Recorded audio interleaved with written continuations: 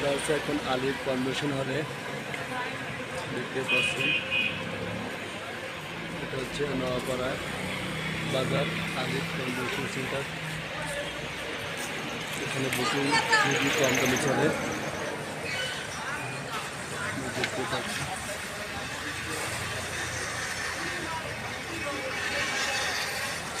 এই দেখুন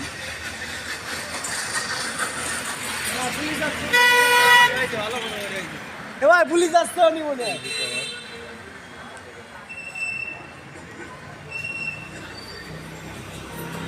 ভাই অনেক পুলিশ আসছে।